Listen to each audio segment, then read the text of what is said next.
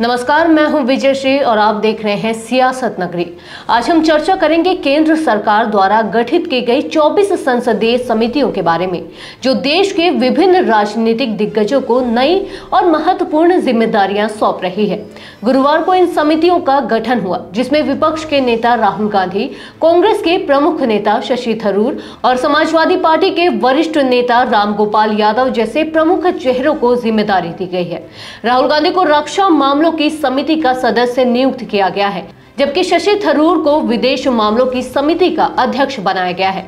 वहीं रामगोपाल यादव को स्वास्थ्य समिति का अध्यक्ष बनाया गया है। इसके अलावा भाजपा सांसद राधा मोहन सिंह को रक्षा मामलों की समिति का अध्यक्ष नियुक्त किया गया है, जो यह दर्शाता है कि समितियों में सत्ता पक्ष और विपक्ष दोनों को महत्वपूर्ण स्थान दिया गया है। संसदीय समितियों का गठन इसलिए किया जाता है क्योंकि संसद के पास तमाम मुद्दों पर गहराई से विचार करने का समय नहीं होता। संसदीय समितियां इन मुद्दों पर गहराई से विचार करती हैं और अपनी रिपोर्ट संसद में पेश करती हैं, ताकि इन मुद्दों का उचित समाधान निकाला जा सके। यह समितियां संसद द्वारा गठित की जाती हैं और स्पीकर के निर्देशों के तहत काम करती हैं। संसदीय समितियों का गठन दो प्रकार से किया जाता है: स्थायी समितियां और तदर्थ समितियां। स्थायी समितियों का कार्यकाल 1 साल का होता है और ये समितियां निरंतर काम करती रहती हैं। वहीं तदर्थ समितियों का गठन विशेष मुद्दों पर विचार करने के लिए किया जाता है और उनका काम खत्म होने पर उन्हें भंग कर दिया जाता है। स्थायी समितियां 3 प्रकार की होती हैं। पहली श्रेणी में वित्तीय समितियां आती हैं, जो सरकार के खर्च पर निगरानी रखती हैं।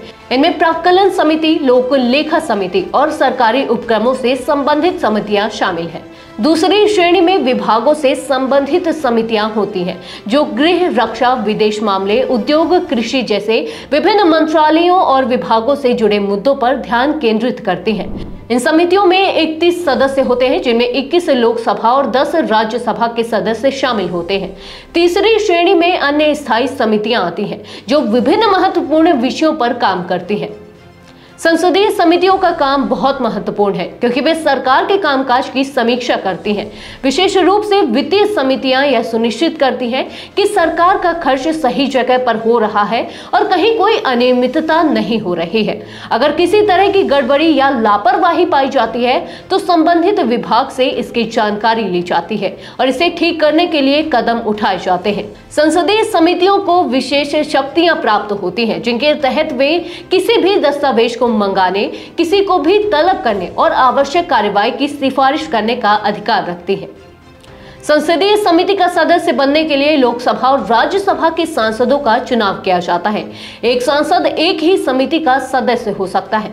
कोई भी मंत्री संसदीय समिति का सदस्य नहीं बन सकता और अगर कोई सदस्य मंत्री बन जाता है तो उसे समिति की सदस्यता छोड़नी पड़ती है।